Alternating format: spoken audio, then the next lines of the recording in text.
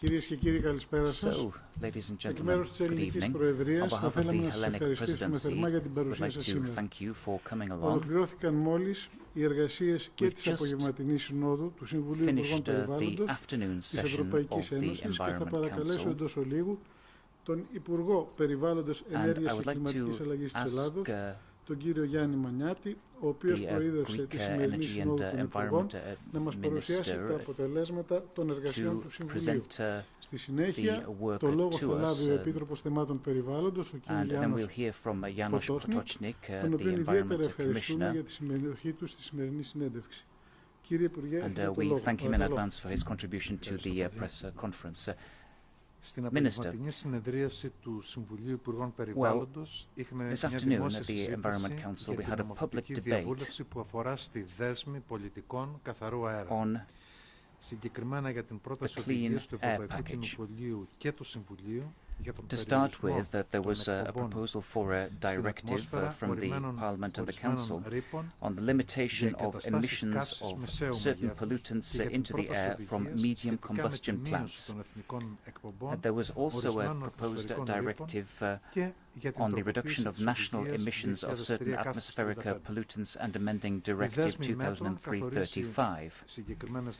So these measures involve rapidly achieving the objectives we've set for ourselves and achieving other air quality objectives up to the year 2030. There are also other objectives relating to medium combustion plants,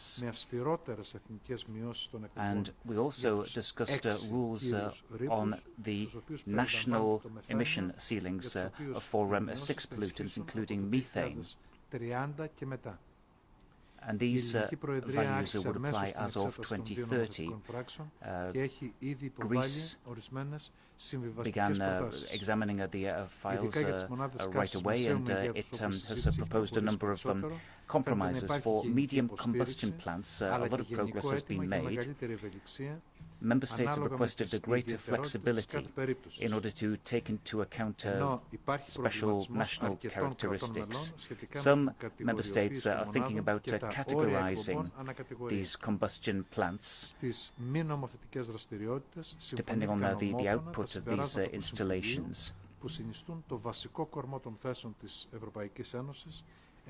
We unanimously adopted draft conclusions για τη βιοποικιλότητα, CBD.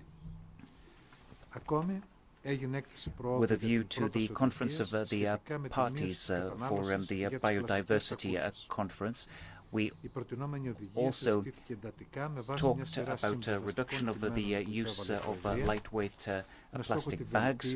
We proposed a compromise text in order to improve the rules in that area. And considerable progress was made there too. And we are sure that the work that has been done will contribute to preparing negotiations with the European Parliament, and there has been something of a delay there with the adoption of that particular directive. So we haven't been able to wrap up on that during the Hellenic presidency, but hopefully this will happen during the Italian presidency. And I would officially like to thank János Potocnik for his excellent cooperation with myself.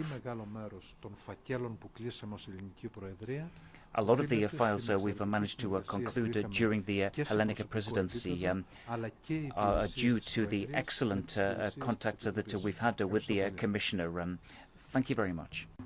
Thank you, Yanis, for those last words in particular, which I can start immediately returning by saying that it was an excellent presidency and you were chairing it in a trustful way. So I was really appreciating this half of the year working with you. Today it was quite a dense agenda. So we started during the lunch already discussing some of the issues which are connected with the 2000 Rio +20 follow-up Sustainable Development Goals, the developments in New York and our contribution. I was basically explaining to the ministers the substance of the last communication which we just recently adopted in the Commission. The most important part of today's discussion was without any doubt connected to the very thorough debate which was also publicly transmitted about the air questions. And I tried really to point to some of the most important things which we should never forget. That nowadays the standards which we have in the European Union are not exactly matching the recommended WTO values. So if we really want to implement something to which we have all together committed in the 7th Environmental Action Programme, and that was that we want to breathe the air which it's not harming our health and our environment, then we have quite a long way to go. And for that to do, we need to set clear, ambitious steps which we will do. So with the proposals where we have the intermediate step 2020, which is basically only about delivering what we have committed in the past. It's about implementation. And 2030, where we are really trying to give the vision where we do want to go with our air policy, I think it's important that we do not lose sight of why we are doing that. We have currently 400,000 premature deaths yearly in Europe due to invisible killer, which is air pollution, which is more than 10 times more than car accidents, which is also premature death, as you know. So it's an important issue. And today it was quite a live debate. Many of the ministers asked many of the questions, and I'm more than aware that we are still in the phase of the discussion where a lot of technical clarifications will be needed, where a lot of discussions will be needed. But I'm absolutely convinced that the proposal which we have done from the Commission side, it's taking the most cost-effective approach possible. And if you compare benefits to the costs, you would find out that between 12 and 40 times the benefits are higher than the costs. And not including even the benefits to ecosystems and to nature, because we are not able to evaluate them yet.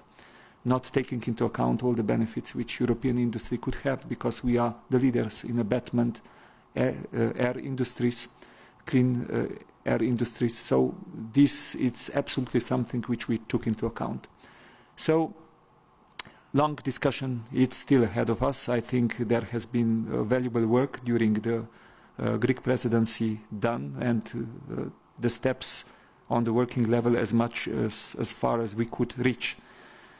Finally, I would like to say that I do appreciate also the work on the Biodiversity Council conclusions on the CBD, because it's really, really good conclusions. I think they are putting us on a really good starting position for the COP in Korea. And I would like to also mention that one of the topics which we addressed under the AOB was devoted to endocrine disruptors, where the France delegation presented their strategy, which they have done in France, which I appreciated a lot, because this was the possibility that I explained also what we are doing on the European Union level, where we do consider also the work on endocrine disruptors and addressing those issues as a very important item. Thank you. If you have any questions, please feel free to ask them now. If there are no questions, perhaps we can bring the meeting to a close. Thank you very much for your participation today. J'aimerais aussi adresser nos remerciements aux interprètes et à tous ceux qui ont contribué au bon déroulement de cette conférence de presse. Merci beaucoup.